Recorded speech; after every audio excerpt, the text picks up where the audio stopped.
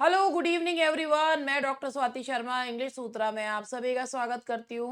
और भैया UP PGT का पेपर अगले महीने है और मैं तो प्रयोग करके देख रही हूँ। अगर आप लोग देखोगे यूपी पीजीटी की टेस्ट सीरीज तो मैं चलाऊंगी और इसमें ग्रामर और लिटरेचर दोनों के क्वेश्चंस हैं। एक दो चला के देखूंगी, नहीं तो अपनी वही 25 तो मेरे सेशन हो गए हैं यूपी टीजीटी के और उसको पूरा कर दूंगी। 15 मेरे और रहने हैं, वो कर दूंगी पूरा। तो नहीं तो मैं सोच रही थी एग्जाम तक इसको करवा दूं। जितने भी होंगे इसके 10 12 15 सेशंस जितने भी होंगे, रोज भी करवाऊंगे तो 15 16 सेशन तो हो ही जाएंगे मतलब ज़्यादा ही हो जाएंगे। तो यूपी पीजीटी के लेकिन करूंगी तब जब आप लोग देखोगे। तो यूपी पीजीटी वालों के लिए है ये बेसिकली, क्योंकि एग्जाम अगले महीने है होपफुली। तो panacea series test 1 only for भाई। ग्रामर के क्वेश्चंस कॉमन है, टीजीटी वाले भी देख सकते हैं। 16 क्वेश्चन लिटरेचर के लिए है, बाकी के क्वेश्चन ग्रामर के हैं। ज़्यादा क्वेश्चन तो नहीं है ग्रामर के, मगर जितने भी लिए हैं तो आप लोग जो है भाई चलो स्टार्ट करते हैं। और इसके साथ ही अब मैं आप लोगों को यूपी पीजीटी सीरीज को स्टार्ट कर रही हूँ। और आप लोग यूपी पीजीटी का बैच भी चल रहा है, प्रैक्टिस बैच, और जिसका नाम है स्कोपम, वो आप वो भी देख सकते हो। और अब तो भैया हमने पहले बंद कर दिया था अपना पाइनियर वाला, लेकिन अब फिर चालू कर दिया क्योंकि अब जुलाई में पहुंच गया पेपर। तो हमने सोचा भाई अब तो लोग कर सकते हैं, तो इसीलिए हमने अपना पाइनियर भी खोल दिया है। तो चलो पेनेशिया सीरीज, और ये है हमारा यूपी पीजीटी के लिए डे 1। तो सबसे पहले आप लोगों का क्वेश्चन जो आप लोगों को दिख रहा होगा, that is which poem of Tennyson TS Eliot called a perfect poem? Lotus eaters, Ulysses, passing of the Arthur, या इन मेमोरियम? बताइए कौन सी है। बताइए बताइए, आपको पता है? जो लोग यूपी पीजीटी की तैयारी कर रहे हैं, अब इसमें मैं दो चार चीजें ना फालतू बता देती हूँ, बावली हूँ ना मैं। तो which poem of TS Tennyson TS Eliot called a perfect poem? तो इसका जो आंसर है वो है दैट इज यूलिसिस। एक ऐसे में टीएस इलियट ने इस पोएम को परफेक्ट पोएम कहा है। और उन्होंने ना ये जो पोएम है, ये जो यूलिसिस पोएम है, ये एक ड्रामेटिक मोनोलॉग है। It's a dramatic monologue. और मैं आपको इसमें चार छह चीजें और बता देती हूँ। अब चार छह बताऊंगी या एक दो बताऊंगी वो तो मुझे नहीं पता। लेट मी सी। तो मैं जो है अपने साथ अपनी किताबें विताबें सब साथ में रखती हूँ और फिर क्या करती हूँ ना, स्टूडेंट्स को उसमें से देख के बता देती हूँ। ठीक है, और स्टूडेंट्स को लगता है मैं बहुत होशियार हूँ, तो ऐसी कोई बात नहीं है, मैं किताबों में से पढ़ के ही बताती हूँ। ठीक है, तो ऐसा है, दुनिया कुछ आपको कहे उससे पहले खुद को ही कह लो। और जो है भाई देखो, अगर हम पढ़े लिखे ना तो आज हम जहाँ हैं वहाँ होते ना। तो चलिए, मुझे आपको बताना था कि ये तो मैंने आपको बताया, यूलिसिस के बारे में बता रही थी। और हाँ जी, यूलिसिस ड्रामेटिक मोनोलॉग है, ब्लैंक वर्ड्स में लिखा हुआ है, इट्स इन ब्लैंक वर्ड्स। और यूलिसिस जो पोयम है ये it is based on Dante's Inferno. Dante's Inferno canto 26 पे है, 1833 में लिखा गया था, 42 में पब्लिश हुआ था। और ये ना एक क्वेश्चन अभी आज मेरे स्टूडेंट ने पूछा भी है, I will drink life to the lees. और पूजा यादव इसको देख भी रही होगी, तो मैं बताना चाहूंगी कि I will drink life to the lees is an example of metaphor. Compare करा है, लाइफ को ड्रिंक से कंपेयर करा है। ठीक है, तो इसके साथ ये जो है ड्रामेटिक मोनोलॉग है, ब्लैंक वर्स है, दांते के इन्फर्नो कैंटो 26 से जो है इसको लिया गया है। और ये it is a poem of adventure, adventure की पोएम है। तो ये यूलिसिस को टीएस इलियट ने कहा है। Which place in Return of the Native becomes an important character? Egdon Heath, Casterbridge, Somerset, या डॉर्चेस्टर? देखो भाई, एग्डन हीथ जो है वो एक कैरेक्टर की तरह बेसिकली काम करता है रिटर्न ऑफ द नेटिव में। एग्डन हीथ, एग्डन हीथ जो है ये एक symbol for the cosmic world. It is a symbol for the cosmic world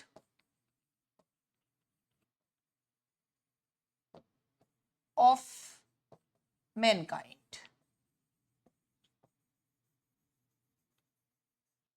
ये है इसका symbol for the cosmic world of Mankind.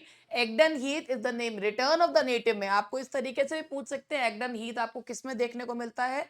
तो ये है तो एक जगह का नाम, but it works as a character. The central theme of Nissim Ezekiel's work is, अगर निसिम एस्किल की पोएम्स आपने पढ़ी हैं, इनके एक बहुत फेमस पोएम्स जो हैं, जैसे the night of the scorpion है, जिसमें इन्होंने पिजन जो लैंग्वेज है वो यूज करी है, यानी कि बाबू इंग्लिश, और good bye party for Miss Pushpa TS. तो निसिम एस्किल की पोएम्स अगर आप पढ़ोगे तो उनके में जो मेन थीम होती है वो क्या होती है? सोशल रिफॉर्म ना, पेट्रियटिज्म नहीं, nostalgia some sort of, but जो ओवरपावरिंग थीम होती है वो होती है एलिनेशन. That is alienation. अब मैं देख रही हूँ, अगर ये मेरा भाई यूपी पीजीटी की सीरीज चलेगी, people if people watch it then I will continue it, otherwise not. Ezekiel dedicated his second volume of 60 poems to his basement room friend Elizabeth, Queen Victoria, none of these. तो एजिकियल ने अपनी जो second volume है वो dedicate करी है उनकी basement friend Elizabeth को, जो कि लंदन में थी. Robert Frost favourite figure of speech was simile, metonymy, oxymoron या सिनेक्डोकी. रॉबर्ट फ्रॉस्ट, जिन्हें कई पुलिट्जर प्राइज मिला 4 times, but he was nominated for Nobel so many times, but ये उनकी जिंदगी का सबसे बड़ा नासूर था कि ही कुडंट गेट इट. लेकिन रॉबर्ट फ्रॉस्ट क्या पोएम लिखते हैं, और उन्होंने कहा था कि आई एम जो है वो नेचर पोएट थे. उनके पोएम्स में हमें रीजनल टच भी देखने को मिलता है. He was called the homespun philosopher, और उनकी फेवरेट फिगर ऑफ स्पीच थी कॉल मी सिनेक्डोकिस्ट. तो वो सिनेक्डोकी, पार्ट फॉर होल या whole for part. In which novel Hemingway celebrated bullfighting? Death in the Afternoon, A Movable Feast, The Torrents of Spring, The Green Hills of Africa. तो इस तरीके के questions आ जाते हैं. तो बुल फाइटिंग है, basically ये नॉवल नहीं है, ये नॉन फिक्शन वर्क है. It's a non fiction work, और इसमें बहुत सारे जो है उन्होंने जो है फोटोग्राफ्स जो है इसमें लगाए हैं, और ये रियल एक्सपीरियंस पर बेस्ड है. डेथ इन द आफ्टरनून ये स्पेन में होने वाली बुल फाइटिंग पर है.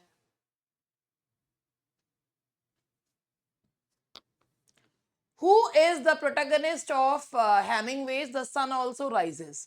Robert Cohn, Santiago, Jake Parnes या ब्रेट एशले? बताओ भाई. तो मैं इसके बारे में भी बताना चाहूंगी आपको, और यहाँ पर मैं आ गई हूँ. द सन ऑल्सो राइजेस के हैमिंगवे का वर्क है ये, और इसको जो है एक्सपेट्रिएट्स की कहानी है. सन ऑल्सो राइजेस के बारे में अगर हम बात करते हैं तो इसका जो यूके में नाम था दैट वाज फिएस्टा. इस पे क्वेश्चन भी आया था कि लेडी ब्रेट एशले इसमें लास्ट में किसके पास जाती है, तो that question was considered F. तो ये स्टोरी है अमेरिकन और ब्रिटिश मेन एंड वेमेन की, और ये लोग जो है पेरिस से पैम्पलाना गए हैं बुल फाइटिंग देखने के लिए सैन फर्मिन में. इसमें जो मेन जो जो नैरेटर है दैट इज जेक बार्नेस, और इसमें जो एक महिला हैं जिनके who is a promiscuous women, and वो हैं लेडी ब्रेट एशले. तो ये जो है इसमें जो प्रोटैगनिस्ट अगर हम कहें, तो जो नरेटर या प्रोटैगनिस्ट कहें, तो जो मैंने अभी आपको बताया भी था दैट वाज जेक बार्नेस.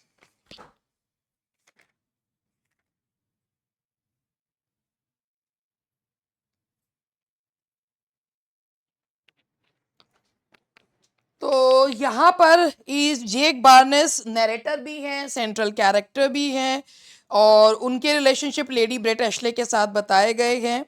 और जेक बार्नेस जो है वो एक अमेरिकन एक्सपेट्रिएट अमेरिकन जर्नलिस्ट है. तो इस नॉवल के मेन कैरेक्टर्स हैं Jake Barnes, lady Brett Ashley, Robert Cohn, Mike Campbell, और Georgette Montoya, Pedro Romero and Belmont. Hemingway ने इसमें हेडोनिस्टिक वे ऑफ लाइफ को बताया. तो बेसिकली इसमें जो नैरेटर और सेंट्रल कैरेक्टर है दैट इज जेक बार्नेस, और ये एक्सपेट्रिएट अमेरिकन जो है जर्नलिस्ट है. American President John F. Kennedy invited him, the author, to dinner. But he turned down the offer, saying, I'm too old to go out that far to dine with strangers. The author was Hemingway, Faulkner, Melville या Edgar Allan Poe. कौन थे वो कि John F Kennedy ने जिन्हें बुलाया dinner के लिए, मगर उन्होंने कह दिया यार मैं बहुत अब मेरे बस की नहीं है जाना वाना, कौन करेगा। And that was the writer of pulp fiction, our own Faulkner. Which of the following cities is mentioned in the waste land. अगर हम वेस्टलैंड की बात करें तो टी.एस. इलियट का वेस्टलैंड जो है वो वर्ल्ड वॉर फर्स्ट का डिसइल्यूजनमेंट दिखाती हुई पोएम है। ये पोएम उन्होंने एजरा पाउंड को डेडिकेट करी है। इल मिग्लियो फेब्रो का है, द बेटर क्राफ्ट्समैन। और ये जो पोएम है इसमें 5 सेक्शंस हैं। अब बेसिकली क्वेश्चन आता है कि इसमें से कौन सी सिटी उन्होंने मेंशन करी है। तो इसमें उन्होंने यहाँ पर है वियना, इसके अलावा जो और भी सिटीज मेंशन उन्होंने करी हैं ये पोएम के फाइनल सेक्शन में है। फाइनल सेक्शन में पोएम के आपको ये सिटी का नाम देखने के मिलेगा। इसके अलावा और जो सिटीज उन्होंने इसमें मेंशन करी हैं वो हैं that is Jerusalem, Athens and London. Athens और अलेक्जेंड्रिया एंड लंदन। और इनको ना ये describe them as falling towers, falling tower कहकर उन्होंने जो है इन्हें पुकारा है। तो अगर अभी वियना पूछा है, हो सकता है कुछ और भी पूछ ले, तो यरूशलेम, Athens, Alexandria and London falling टार कह के उन्होंने पुकारा है। इन the Westland when lovely woman stoops to folly is an allusion to. Allusion अगर आप जानते हैं, किसी और वर्क का रेफरेंस जब दिया जाता है किसी वर्क का, किसी व्यक्ति का, तो ये किसका दिया है? Hamlet, Ovid's Metamorphosis, the Koran, Oliver Goldsmith, the विकार of Wakefield. When lovely woman stoops to folly, तो वैसे तो ये ओलिवर गोल्डस्मिथ, द विकार of Wakefield. When lovely woman ये दिया गया है ओलिवर गोल्डस्मिथ के द विकार ऑफ विकफील्ड। और वैसे एक वो भी है शी स्टूप्स टू कॉन्कर, ये जो है ना lovely woman stoops to folly, तो ये शी स्टूप्स टू कॉन्कर का भी हो सकता है। और लेकिन वो दिया नहीं है, तो ओलिवर गोल्डस्मिथ है।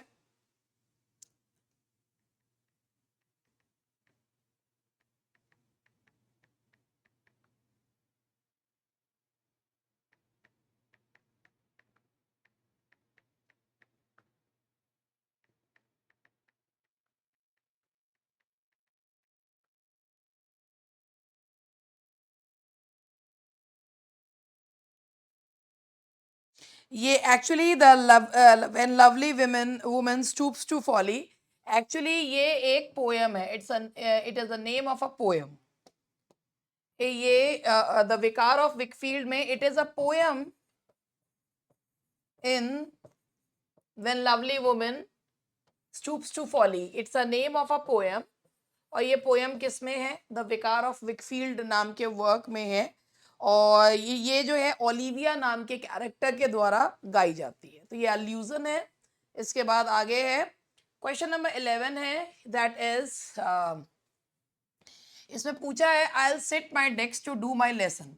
तो यहाँ पर आएगा प्रेपोजिशन एट आएगा, क्योंकि अगर आप डेस्क पे ऑन लगा दोगे तो आप यहाँ चढ़कर बैठ जाओगे, लेकिन अगर आप एट लगाओगे तो आप यहाँ बैठे हो, तो ये जो है दैट इज एट। ठीक है जी। The girl resembles to her father, इसमें एरर ढूंढिए। और इसका आंसर है रिजेंबल्स के साथ कुछ नहीं लगता, खाली रिजेंबल आता है। द गर्ल न विद लगता न टू लगता, आपके दिमाग में रिजेंबल्स के साथ विद लगा दे, कुछ नहीं आता। The girl resembles her father आता है, there is no need of preposition. Ram as well as his parents were present, no error. जब एज वेल एज से दो नाउन्स जुड़ते हैं तो जो एज वेल एज के पहले वाला सब्जेक्ट होता है उसके अकॉर्डिंग वर्ब लगता है, तो यहां आएगा वॉज। अब ये आपका है to wrangle over an ass shadow. ये ईडियम का मीनिंग बताना है, to do something funny, to quarrel over the possession of an ass, to act in a foolish way, to quarrel over trifles. तो यहाँ पे to wrangle over an ass shadow, that is छोटी सी बात का पहाड़ बनाना, राई के पहाड़ बनाने को टू क्वेरल ओवर ट्रिफल्स है इसका आंसर। The answer is to quarrel over trifles.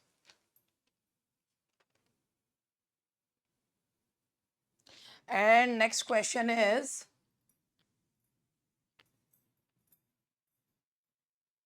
which one is correct passive form of novel interest me? देखिए, आप अगर इसको कहेंगे आई एम इंटरेस्टेड, अगर आप बाय लगाओगे तो नहीं होगा।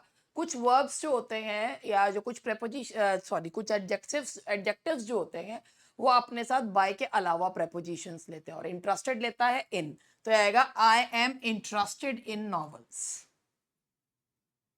And Troy's proud walls lie level with the ground. कौन सा फिगर ऑफ स्पीच है इसमें? मेटाफर, ट्रांसफर्ड एपिथेट, मेटोनिमी या सिनेक्डोकी? तो भाई देखो, यहां पर अगर यहाँ पर्सोनिफिकेशन होता तो सही था, लेकिन पर्सोनिफिकेशन का बच्चा बैठा है यहाँ पर और उसका नाम है ट्रांसफर्ड एपिथेट। तो यह प्राउड वॉल्स, वॉल जो है वो एक जो है वो नॉन लिविंग चीज है, उसके पहले जो एडजेक्टिव लगा दिया वो लिविंग है, and that is transferred epithet. तो ये थे कुछ क्वेश्चंस, और अब इसके बाद मैं थोड़े से ग्रामर के करवा रही हूँ। In the sentence, the aroma of coffee wafted through the air. The verb wafted is primarily considered MB transitive, transitive, intransitive या ditransitive. तो सबसे पहले आप लोग मुझे बता दो तो अच्छा रहेगा कि क्या इसके आपके हिसाब से क्या जो है इसका जवाब है। द अरोमा ऑफ कॉफी वेफ्टेड, तो यहां पर ये जो वर्ब है ये वेफ्टेड है, वेफ्टेड वेयर का जवाब दे रहा है, और जो वेयर का जवाब दे वो चीज क्या हो जाएगी, दैट इज, ये वर्ब कैसा है आपका, that is intransitive, that is intransitive. ठीक है जी। Which of the following verbs can function as both transitive and intransitive depending on the context? अब इसमें देखा, अब लिखा हुआ भी, अगर किसी ने ऊपर देखा हो, एम्बी ट्रांजिटिव क्या होता है? एम्बी ट्रांजिटिव का मतलब होता है when a verb can function both as in a transitive and intransitive form, that is called ambitransitive. तो क्या है?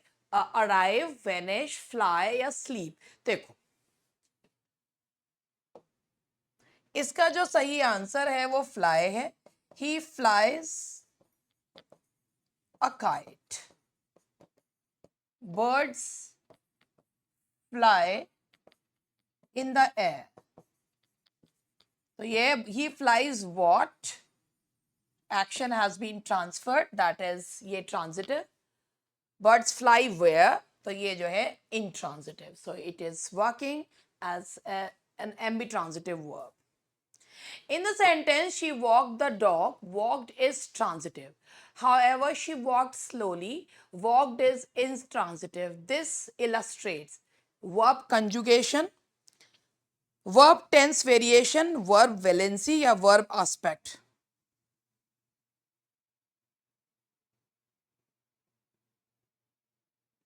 She walked the dog, she walked slowly. This illustrates verb conjugation, verb tense variation या verb valency या verb aspect. So the correct answer is verb valency. The answer is verb valency. और अभी क्या है ये मैं बिल्कुल आप लोगों को बताऊंगी। The answer is verb valency। और अभी ये verb valency क्या होता है, let me tell you, जिससे कि अगर कभी आपको आए आप फिर ये ना कहो मैडम बताया तो है नहीं, हुई आगे आगे कर दिया।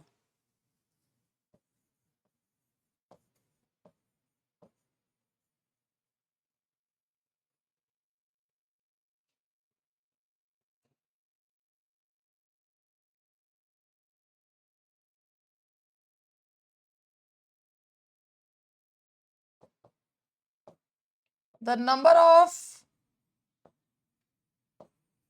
arguments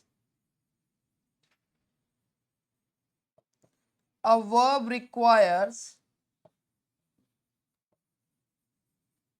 to complete its meaning.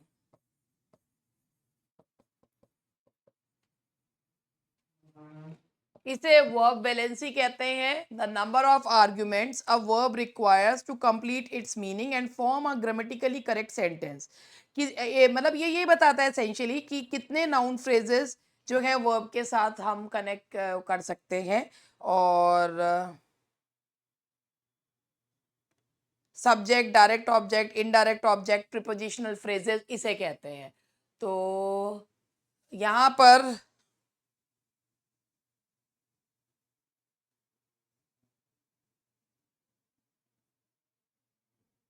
मतलब वेलेंसी का मतलब होता है वो जितने भी आर्ग्यूमेंट्स है वो सब ले सकता है, उसे वर्ब वेलेंसी कहा जाता है कि जब वर्ब को ट्रांजिटिवली इंट्रांजिटिवली वेलेंस वो है शी वॉक्ड द हॉर्स, मतलब कितने आर्ग्यूमेंट्स अपने साथ वो ले सकता है कि एक एक ही तरीके इसका ये एक ग्रामेटिकली करेक्ट स्ट्रक्चर बनाने के लिए यूज किया जाता है।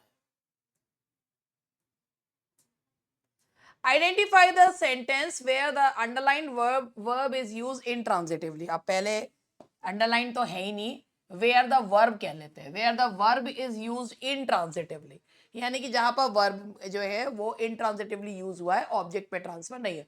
ही ओपनड व्हाट, द डोर, तो ये क्या है, that is transitive verb. The door opened suddenly. She cooked what? A delicious meal. They built a new house. सब जगह जो है what का जवाब दे रहा है। The door opened suddenly. The door, दरवाजा अपने आप खुल गया। तो the door opened, यहाँ पर opened how, how का जवाब दिया जा रहा है, लेकिन यहाँ पर by someone नहीं आ रहा है, अपने आप खुल गया, किसी चीज से खुल गया, तो ये intransitive verb है। So the correct answer is this.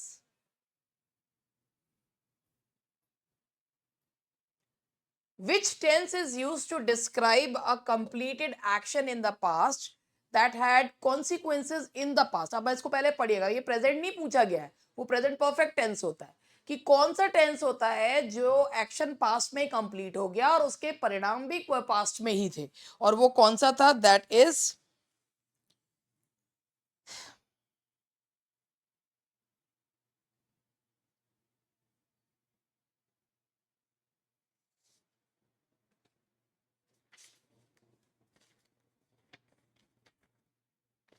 And that is, देखो भाई दो पहला है simple past tense, past continuous tense, past perfect tense, है ना। अब अगर आप पास्ट परफेक्ट टेंस को बोलते भी क्या है, पास्ट होता है, जैसे अगर आप बोलते हैं, अगर आप पास्ट इंडेफिनिट बोलते हैं यानी कि सिंपल, तो वो होता है प्रेजेंट से पास्ट, लेकिन पास्ट परफेक्ट क्या होता है, पास्ट से पास्ट होता है। तो जो पास्ट में ही खत्म हुआ, जिसके कॉन्सिक्वेंसेस भी पास्ट में ही थे, वो कौन सा टेंस होता है, पास्ट परफेक्ट टेंस। कि जैसे अगर आप ये कहते हैं कि भाई जो बिफोर एंड आफ्टर वाला है कि वो जो सेंटेंसेस होते हैं, जो काम पहले खत्म हो चुका होगा पास्ट में, वो उसमें हम पास्ट परफेक्ट यूज करते हैं, जो बाद में खत्म होगा वो पास्ट इंडेफिनिट टेंस यूज करते हैं। The train had arrived before we reach the station, ये बहुत ही घिसा पिटा, और जो है डॉक्टर के आने से पहले मरीज मर चुका होगा, मर चुका था, तो the patient had died before the doctor arrived, तो ये जो है पास्ट में हुआ, पास्ट में कॉन्सिक्वेंसेज हुए, that is past perfect tense, past to past. The use of the present perfect continuous tense often emphasizes completion of an action, duration and ongoing nature of an action, habitual nature of an action, single instance of an action in the past. The use of the present perfect continuous tense. Present perfect continuous tense क्या बताता है? Present perfect continuous tense क्या बताता है?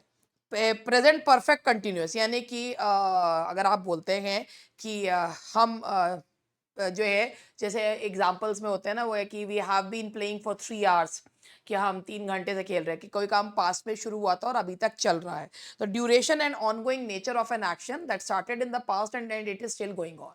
तो यहाँ पर ये होता है, तो सिंगल ये आपका है the duration and ongoing nature of an action पूरा होना चाहिए था, that started in past and still going on, that started in past. अच्छा, इसमें और कंटिन्यूअस टेंस में अंतर क्या होता है, जब हम टाइम ड्यूरेशन बताते हैं तो हम प्रेजेंट परफेक्ट कंटिन्यूअस यूज करते हैं, लेकिन जब हम टाइम ड्यूरेशन नहीं बताते मगर एक्शन जो है वो कभी शुरू हुआ था और अभी तक कंटिन्यूड है, तो वो प्रेजेंट कंटिन्यूअस टेंस होता है।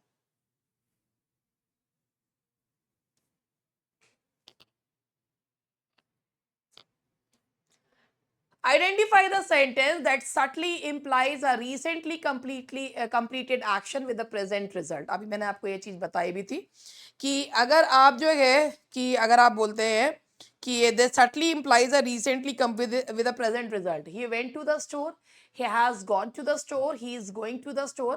अब इसको भी याद रखिएगा कि अगर सेंटेंस में कोई काम पास्ट में शुरू हुआ लेकिन उसका इम्पैक्ट प्रेजेंट में भी है, तो वो जो है वहां पर वो प्रेजेंट परफेक्ट टेंस यूज होता है। I prepared for the exam, that means the exam has already been conducted.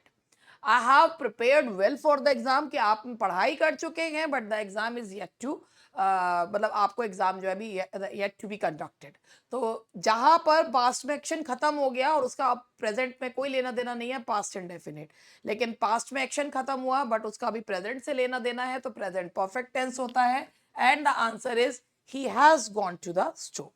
तो ये हमारे मेरे 25 क्वेश्चन थे, बिकॉज आज मैं थोड़े 25 ही क्वेश्चन इसलिए ले रही हूँ, देखो कितना छोटा सा 25 क्वेश्चन 25 मिनट में करवाए हैं और उसमें समझाया भी है विदाउट वेस्टिंग टाइम। और एक और चीज मैं आपको बताती हूँ, if you want to join with, मतलब अगर आप इंग्लिश सूत्रा के साथ जुड़ना चाहते हैं तो आप इंग्लिश सूत्रा का ऐप डाउनलोड करें। डाउनलोड किया हुआ है तो स्टोर में देखें। 2 बैचेस अभी लाइव चलते हैं। एक है पायनियर बैच, वो बीच में बंद कर दिया था कि भाई अब एग्जाम 14-15 मई को था, लेकिन अब दोबारा से, क्योंकि एग्जाम यूपीटीजीटी का जुलाई में चला गया है, तो इसीलिए पायनियर वाला है, लोग ले रहे हैं। बहुत सारे टेस्ट उसमें हो चुके हैं और अभी भी चल रहे हैं, रिवीजन कराती रहती हूँ मैं। और दूसरा है भाई, अभी चूंकि पीजीटी का है तो स्कोपम वाला चल रहा है। स्कोपम वाले में भी उसमें अभी उसमें क्या है, और मैं उसमें भी आपको है पीडीएफ दोनों में। ए स्कोपम वाला 1100 का है, पाइनियर वाला 1200 का है। और वही चीज मैं कहती हूँ कि डोंट बहस विद अस, हमारे साथ जो है आप बार्गेनिंग के लिए वो काम मत करिए। आपको मटेरियल जो मिलेगा क्वालिटी मटेरियल मिलेगा, और अगर आपने तैयारी अच्छे से करी हुई है तो वो चीज़ें आपको अच्छे से समझ में आएंगी। अदरवाइज तो भाई देखो, मार्केट में बहुत सारी चीज़ें हैं, बहुत कुछ है। और हाँ, एक और चीज़, डू नॉट आस्क मी कि मैं किसी व्यक्ति के पेपर को और उसको, मैं सभी लोगों का बहुत सम्मान करती हूँ, और मैं कोई नहीं हूँ जो किसी के भी चीज़ पर कोई भी कुछ बोलने वाली हूँ। बहुत जो है भाई, जिन जो लोग इतने सम्माननीय हैं, हर टीचर जो है वो बहुत सम्माननीय है। So I am nobody to comment over anyone. मैं कोई नहीं हूँ, मैं कुछ नहीं मानती अपने आप को। मैं जिस दिन मैं अपने आप को ये मानने लगी कि मैं किसी के मटेरियल पे कमेंट कर सकती हूँ, उस दिन मेरा डाउनफॉल निश्चित है। तो मैं नहीं कमेंट करती, मैं तो स्टूडेंट्स पे छोड़ती हूँ, वो what ever you like you can. लोग आकर कमेंट करते हैं, वो लोग कमेंट करते हैं जिनको वाकई, मैंने कहता ना, अधजल गगरी और छलकत जाए। तो कमेंट करने के लिए उस लायक भी होना चाहिए, और मुझे नहीं लगता हम जिंदगी में कभी इस लायक होते हैं कि हम किसी की चीज पर जो है वो नेगेटिव वो दे सके, नेगेटिव चीजें बोल सके या वो कर सके। अच्छी हैं, सब चीजें अच्छी हैं, कहीं ना कहीं से कुछ ना, मैं तो हर चीज में अच्छा निकाल लेती हूँ। तो वो आपके ऊपर है कि आप कैसे देखते हैं और कैसे करते हैं। If you want to connect with us तो आप कनेक्ट हो सकते हैं। That's all for today, bye bye.